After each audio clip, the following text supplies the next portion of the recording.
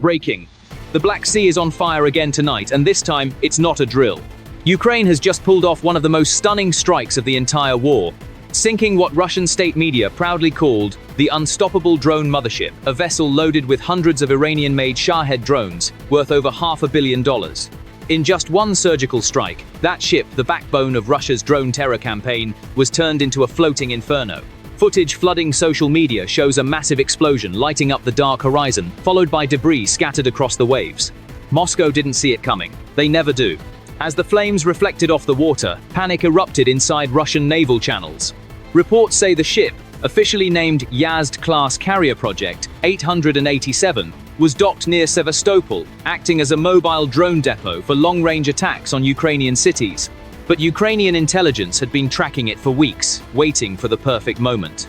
That moment came when Russian commanders least expected it during a calm shift change, when radar coverage was at its weakest. In a single coordinated hit, Ukraine's Neptune missile streaked across the sea, locked on, and detonated directly beneath the vessel's midsection. Within seconds, the so-called untouchable drone ship was sinking.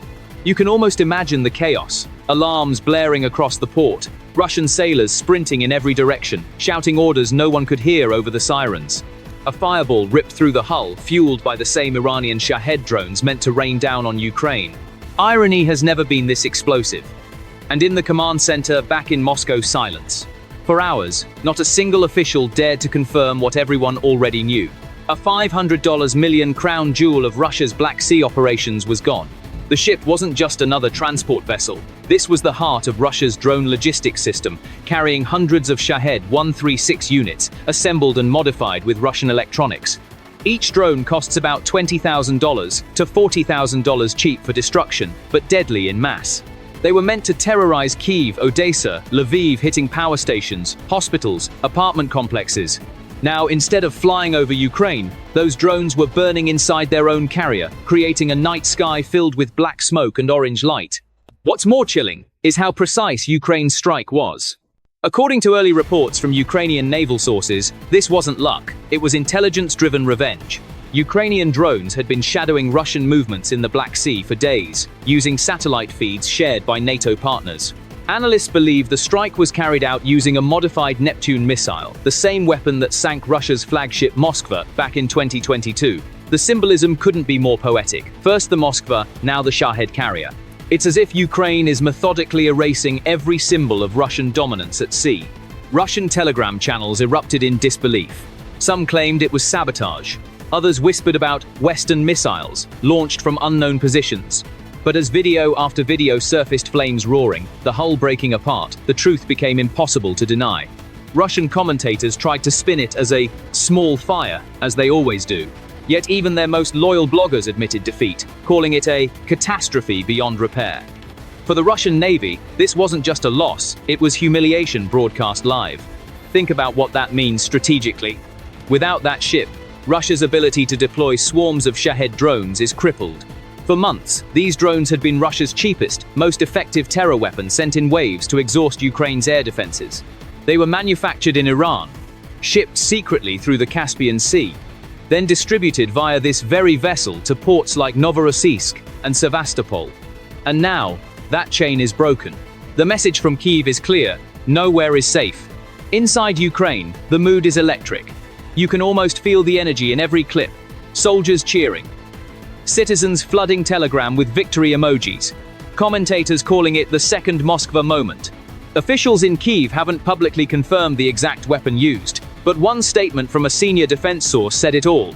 This was not an accident. The sea remembers.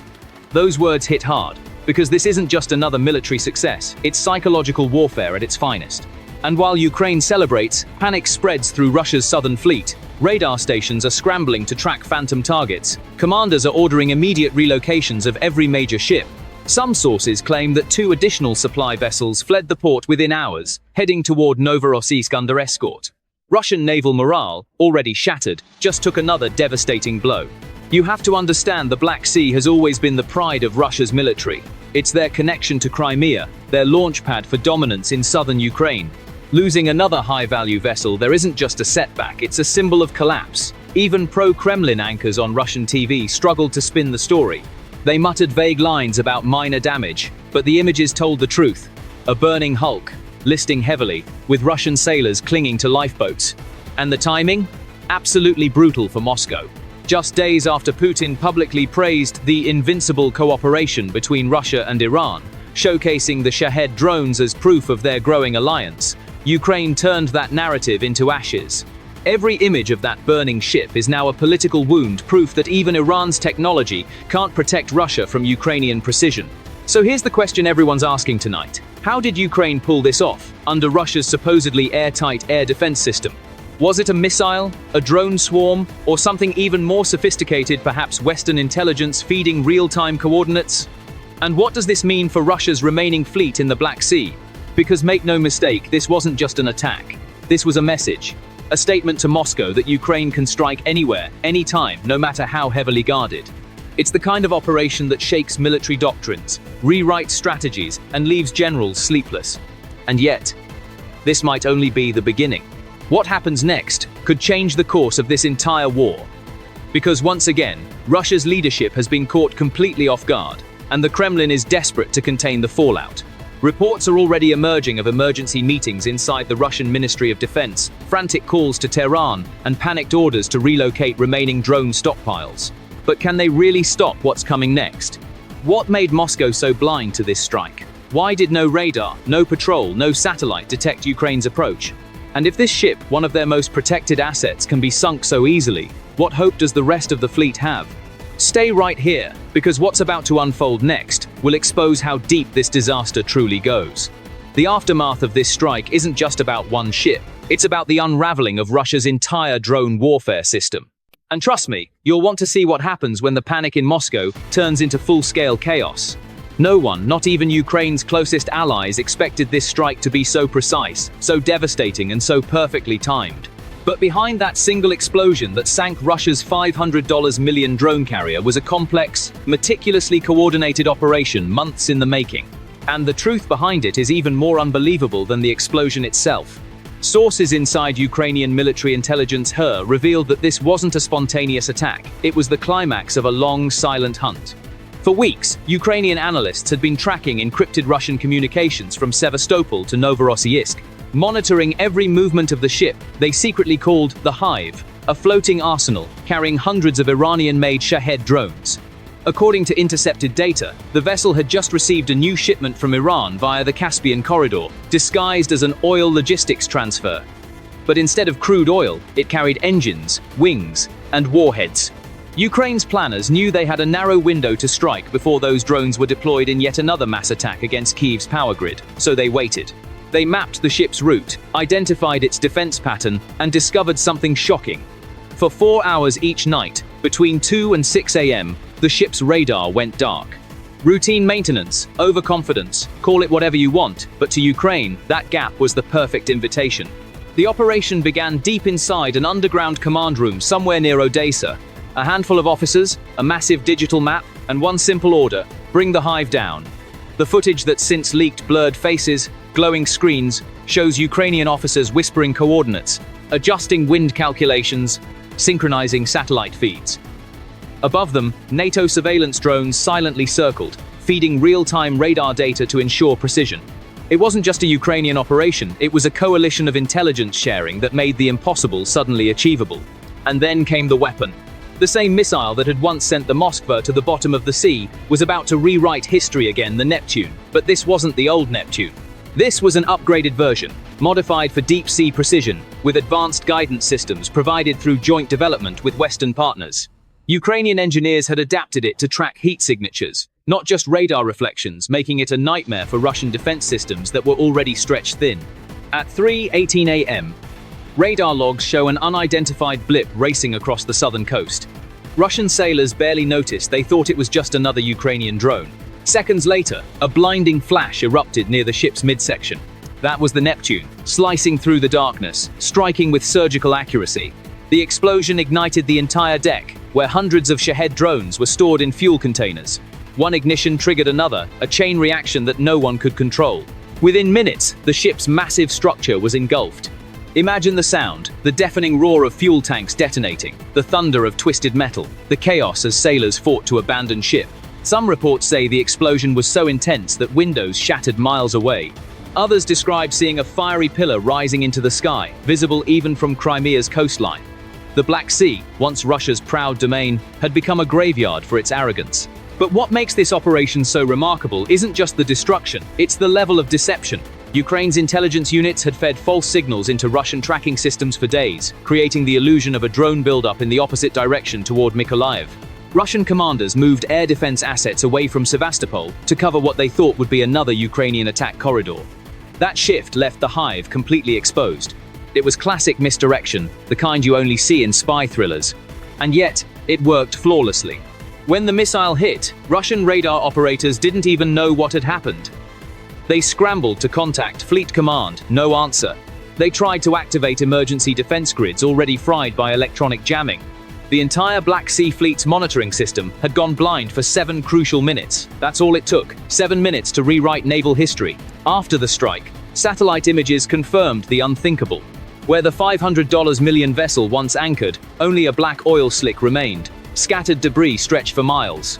Rescue ships arrived hours later, but it was too late. Of the 87 crew members on board, most were declared missing or dead. Moscow quickly imposed a media blackout, yet within hours, footage leaked from fishermen who'd witnessed the explosion. Their trembling voices told the story no censorship could hide. The sea turned orange, one of them said, his voice cracking. The whole sky was burning. Then nothing. Within the Kremlin, panic erupted. Defense Minister Shoigu reportedly convened an emergency session with Putin, demanding to know how such a vital asset could be lost without warning. But every explanation sounded worse than the last. Russian Naval Command blamed faulty radar.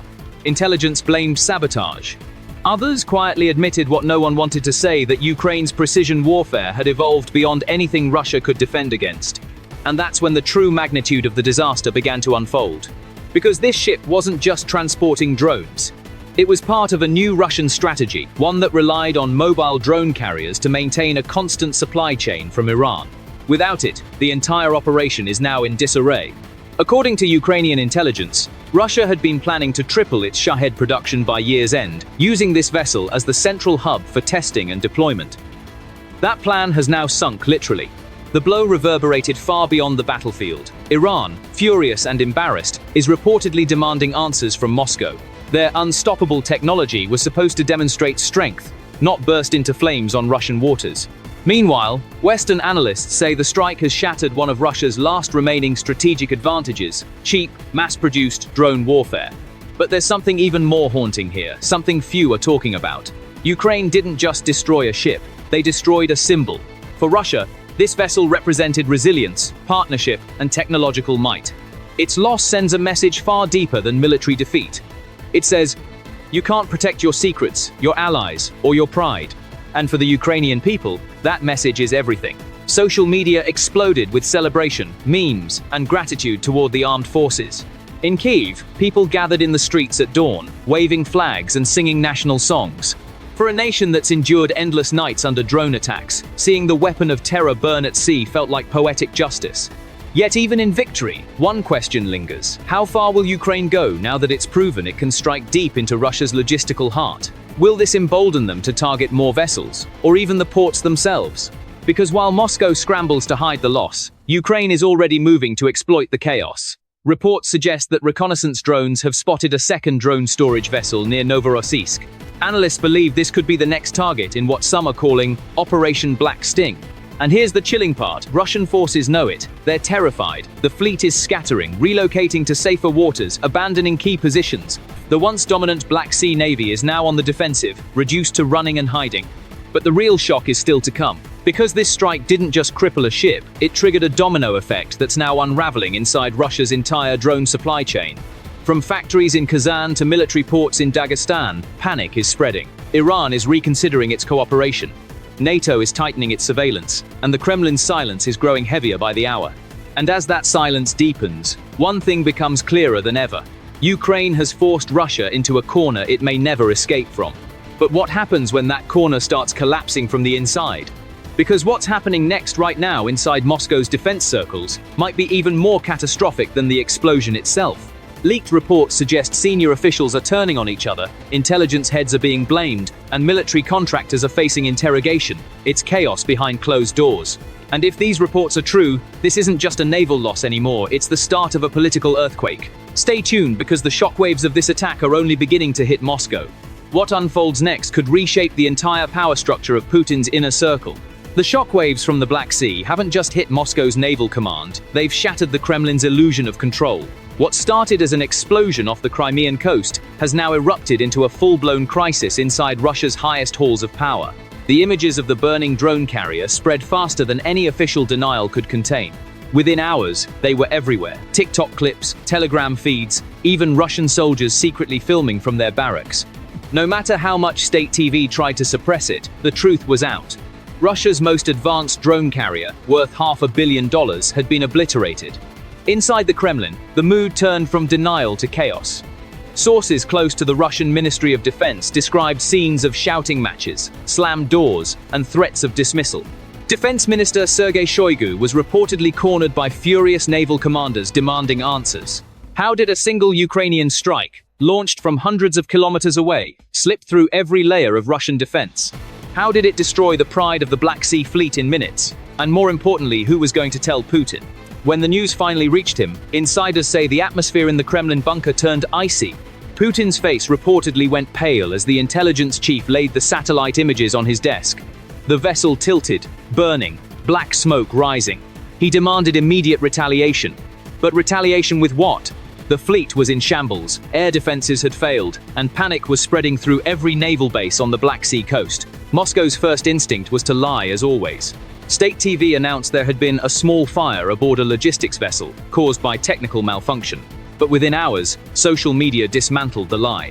Ukrainian sources released footage showing the exact moment of impact, with coordinates, radar data, and intercepted Russian chatter confirming the hit. Even pro-Kremlin bloggers, usually the loudest defenders of the war, couldn't spin this one. One of them wrote bitterly, "If this is a technical malfunction, then Ukraine's engineers must be the best electricians in the world." The fallout was immediate. Russian Naval Command ordered all remaining drone-carrying ships to move out of Crimea's ports. Satellite imagery revealed a frantic evacuation ships fleeing Sevastopol under heavy escort, heading east toward Novorossiysk. Coastal defense units were redeployed overnight. Civilian ports were closed to traffic. Panic began to ripple through the logistics chain that had fed Russia's drone terror campaign for months. But the real explosion was political. Behind closed doors, a quiet war began not on the battlefield, but inside the Kremlin itself. Shoigu blamed the FSB for failing to detect Ukrainian intelligence operations. The FSB countered, accusing the Navy of gross negligence. Rumors swirled that Putin personally reprimanded both, warning that heads will roll. And within days, whispers of arrests began circulating. A deputy commander of the Black Sea Fleet, reportedly responsible for Sevastopol's defense grid, was detained for questioning. His whereabouts? Unknown. Meanwhile, Iran, the silent partner in this disaster, went dark. Tehran's defense officials quietly pulled back their advisors from Russia's drone assembly sites. Multiple reports suggest that shipments of Shahed parts were suddenly delayed for inspection. In diplomatic language, that's panic. Iran knows its technology just exploded in front of the world, and the Kremlin can no longer guarantee protection for their joint projects. The so-called drone alliance is cracking at the seams. And as the Kremlin scrambles, Ukraine is basking in the afterglow of a perfectly executed strike. In Kyiv, the defense ministry released a single-sentence statement: "The sea has claimed another invader." That line spread across the internet like wildfire. Ukrainian news anchors couldn't contain their pride. Citizens gathered in squares to celebrate, holding up cardboard cutouts of the burning ship and chanting, "For the Moskva, for the Hive."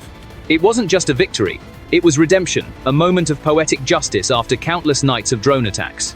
Western intelligence agencies are equally stunned and impressed. Officials in Washington, London, and Warsaw reportedly praised Ukraine's precision, calling the operation a textbook asymmetric strike. NATO satellites are now scanning Russian ports for similar targets, while military analysts in Brussels say this could mark the beginning of the end of Russia's naval dominance in the Black Sea. The symbolism isn't lost on anyone 2 years after Russia's full-scale invasion. Its once mighty navy is retreating, humiliated, broken, and bleeding credibility. But Moscow's troubles don't end at the shoreline. The loss of the drone carrier has triggered a crisis of confidence across Russia's military-industrial complex. Factories that had been working overtime to assemble Shahed components are now facing abrupt shutdowns. Supply routes through the Caspian are being re-evaluated. Contracts between Russian defense firms and Iranian intermediaries are reportedly frozen. This single strike didn't just sink a ship, it tore apart an entire network of corruption, logistics, and covert supply deals. And as the chaos unfolds, another threat is rising from within. Russian soldiers, already demoralized by endless losses, are sharing videos complaining about leadership incompetence. They can't even protect their own ships, one soldier said bitterly. Why should we believe they can protect us? The cracks are spreading, not just in the fleet, but in the very foundation of Russia's war effort. Even ordinary Russians are starting to question what's really happening. Social media platforms, though heavily censored, are flooded with questions. How many ships do we have left? Why does Ukraine always know where to strike? The fear is palpable. Each unanswered question erodes the myth of invincibility that Putin's propaganda machine has worked so hard to build. And while Moscow hides behind silence, the world reacts loudly. In Washington, a senior U.S. defense official told reporters that this strike proves Ukraine's navy is alive and well, and Russia's isn't. In London, analysts from the Royal United Services Institute called it a decisive psychological victory. Even neutral countries like Turkey have begun tightening maritime monitoring, wary of Russian instability spilling over. Inside Russia, however, instability is already spilling over. Economic markets trembled after the news broke. Oil prices dipped as investors feared escalation.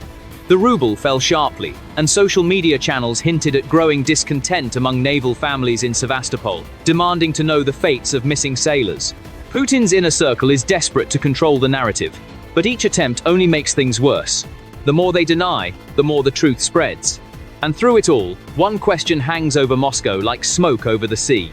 If Ukraine can sink a $500 million vessel so effortlessly, what can they hit next? Military analysts believe this was only phase one of a larger campaign. The loss of the Hive might be followed by precision strikes on Russia's supply ports, fuel depots, and coastal radar stations. Already, explosions have been reported near Feodosia and Kerch, though Russian officials insist they were training exercises. Few believe them anymore. The psychological impact of this disaster runs deep. For the first time, Russian citizens are realizing their military isn't untouchable. The Kremlin's image of power, carefully crafted over decades, is crumbling. Each burning ship, each failed defense, each cover-up chips away at Putin's authority. Inside his administration, paranoia grows. Every general wonders if he'll be next to fall. But perhaps the most haunting realization is this. The war that Putin thought he controlled is now slipping out of his hands. Ukraine isn't just defending anymore, it's dictating the tempo, forcing Russia to react, retreat, and panic. Still, even as Moscow burns with anger and fear, the most dangerous reactions are yet to come. Desperate leaders make desperate choices. And insiders are warning that Putin's next move could be reckless, even catastrophic. Because if history has taught us anything, it's that empires rarely collapse quietly. What will the Kremlin do next to save face? Will they escalate the war or turn inward and start tearing themselves apart? That answer, and the terrifying consequences that follow, are coming next.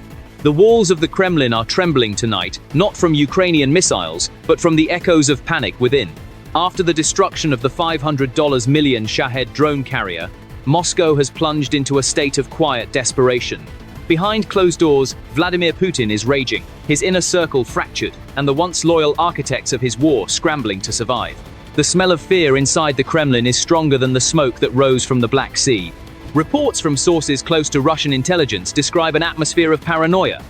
Phones confiscated. Generals summoned without warning. Late-night meetings stretching into dawn. Putin, they say, has reverted to his old instincts: isolation, suspicion, and purges. He's convinced that someone inside leaked the coordinates of the drone ship to Ukraine. He wants names. He wants revenge. And in typical Kremlin fashion, heads are already rolling. 2 senior officers from the Black Sea Fleet have reportedly disappeared. Another, Admiral Viktor Sokolov, already humiliated months ago after Ukraine's strike on Sevastopol, is rumored to be under investigation again. A handful of mid-level intelligence officers have been reassigned, which in Moscow's coded language means they've been sent into political exile or worse. Inside the Ministry of Defense, fear is spreading like wildfire. No one knows who's safe anymore. But the truth is far simpler and far more terrifying for Putin. Ukraine didn't need a spy inside the Kremlin to sink that ship. It used intelligence, technology, and strategy, things that Russia's decaying war machine no longer possesses. And that's exactly what Putin refuses to accept. Instead of confronting failure, he's lashing out at his own. His generals are terrified to tell him the truth, and his propagandists are rewriting reality faster than the flames that consumed the ship. On Russian television, the story shifts by the hour. First a fire, then a minor incident, then a foreign sabotage act. The narrative changes so fast, even Kremlin loyalists can't keep up. But behind the walls of secrecy, everyone knows the truth. The mighty Black Sea Fleet has been humiliated again. To distract from the disaster, Putin has launched a desperate propaganda blitz. State media now talks endlessly about massive countermeasures and new drone technologies, while footage of naval parades from years past loops endlessly on TV. But the people aren't fooled. On Russian social networks, banned posts are spreading like wildfire. Citizens ask, if everything is under control, why are our ships fleeing Crimea? Why are our soldiers dying in silence? The censorship is cracking, and once the cracks start, they never stop. Inside the Kremlin, the circle of trust is collapsing. For the first time since the war began, Putin is openly doubting his closest allies. Shoigu, once untouchable, is being sidelined. Security Chief Patrushev is maneuvering in the shadows, whispering about loyalty and foreign infiltration.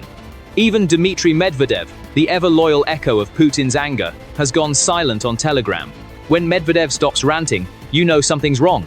The inner paranoia is so severe that Putin reportedly ordered his personal security detail rotated. Some insiders claim he's moved parts of his residence again, retreating deeper into underground facilities outside Moscow. His world has shrunk to walls of concrete and circles of fear, and while he hides, his empire is fracturing above him. Because the Black Sea disaster didn't just sink a ship, it sank the illusion that Russia can control this war. And now, every power center in Moscow is scrambling to protect itself.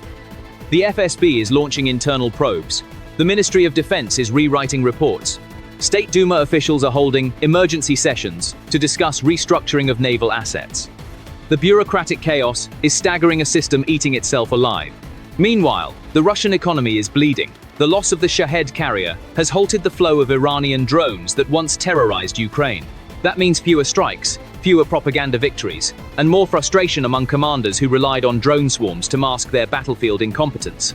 The Black Sea ports, already struggling, are seeing a collapse in logistics. Insurance rates for cargo ships skyrocketed overnight. Several international carriers quietly suspended routes to Russian waters. What used to be a symbol of dominance has become a death trap. And the irony cuts deep, because this entire collapse began with one Ukrainian missile and a nation that refused to bow. But even as Moscow spirals, Kyiv is playing its cards carefully. Ukraine's leadership knows this moment is historic. They're not celebrating recklessly, they're watching. Every move from the Kremlin is being analyzed. Every misstep, every purge, every word from Putin's lips becomes intelligence. Ukraine's allies in NATO are feeding data in real time. American, British, and Polish satellites are tracking fleet movements. Western analysts call this Phase 2, the exploitation phase. When your enemy is bleeding, don't let him heal.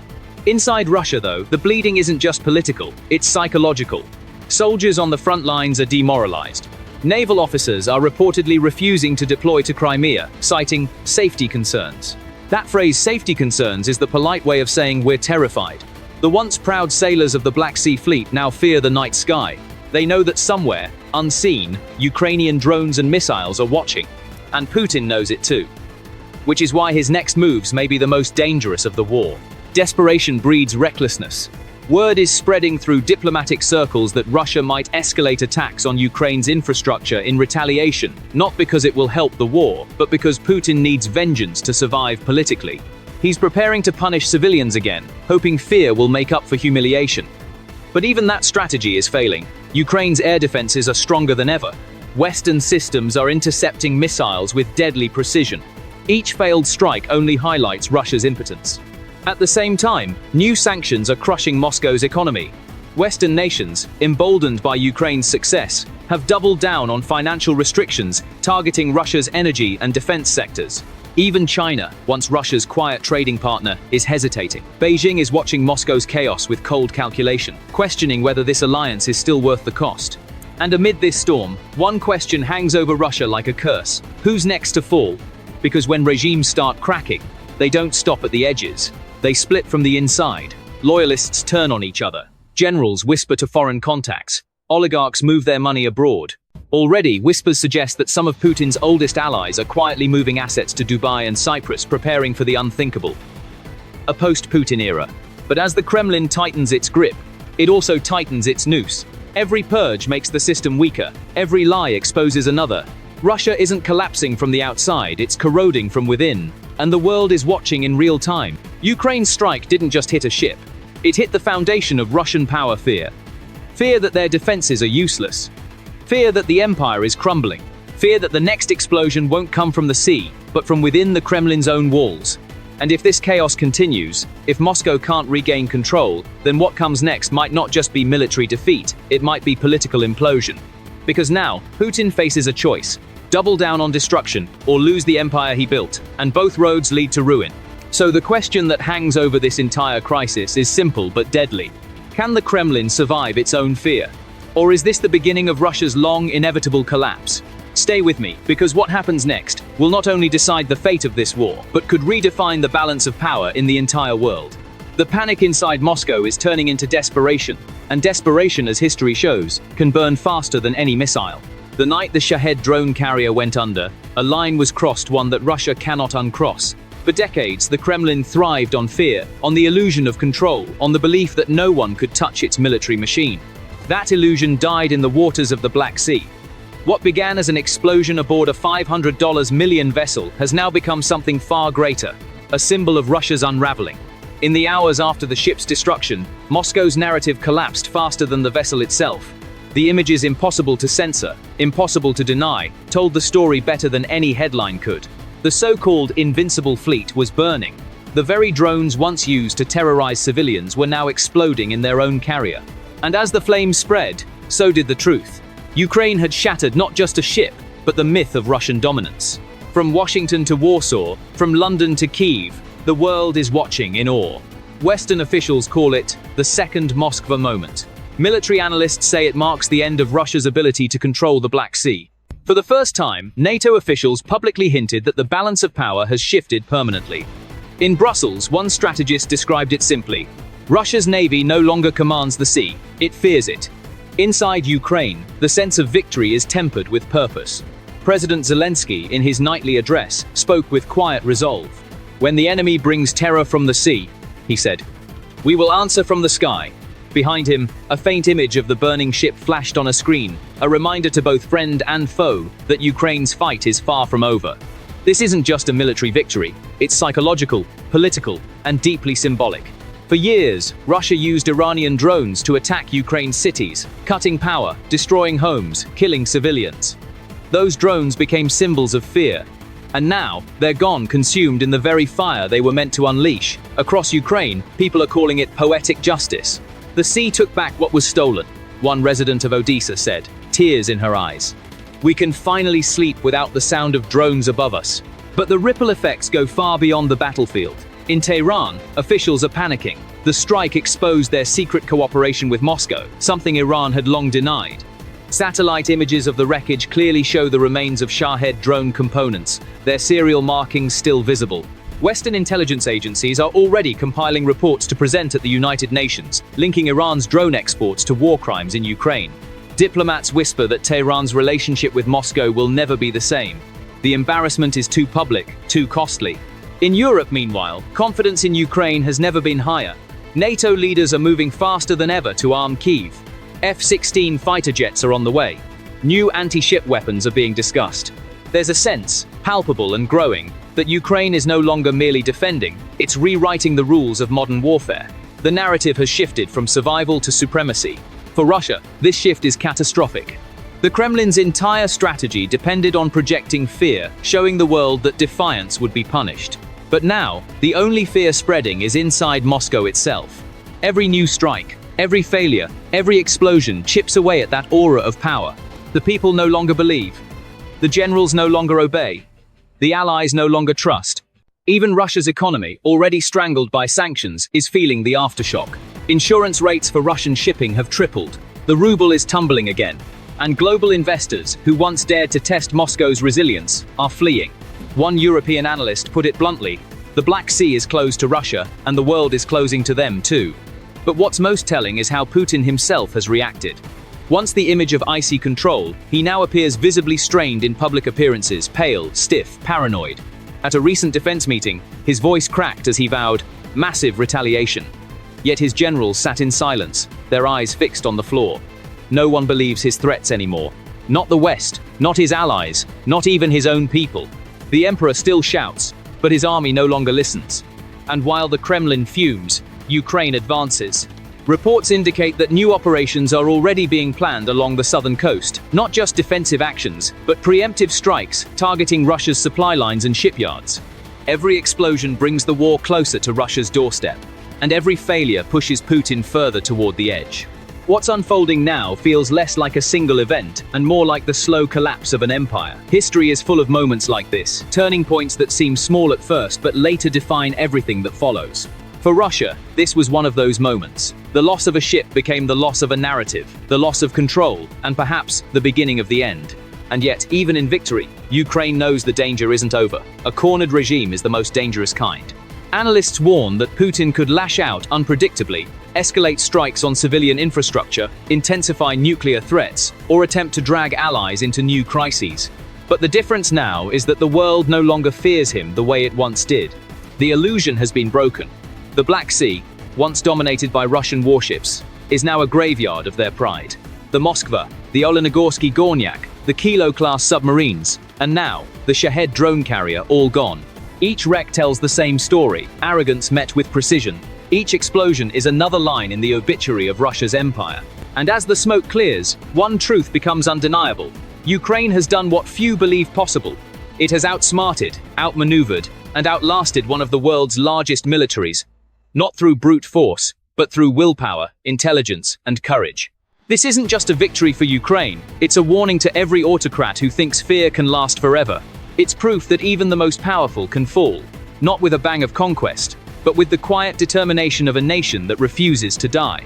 So, as we end this story tonight, the question isn't whether Russia lost a ship, it's whether Russia has lost its future. Because after this, after the flames, the silence, the panic, there's no going back. The Black Sea will forever carry the ghosts of Moscow's arrogance, and the world will remember that one night when Ukraine turned terror into triumph. And you watching right now, what do you think this means for the war's future? Is this the true turning point? Could the fall of one ship signal the fall of an empire? Tell me in the comments below, because history is being written as we speak, and your voice is part of it. If you want to follow every twist, every revelation, and every strike that's reshaping this war, make sure to like, share, and subscribe. New details are emerging every hour, and the next chapter, trust me, is even bigger than this one. Because as of tonight, the world has changed. The Black Sea burns, Moscow trembles, and Ukraine still stands.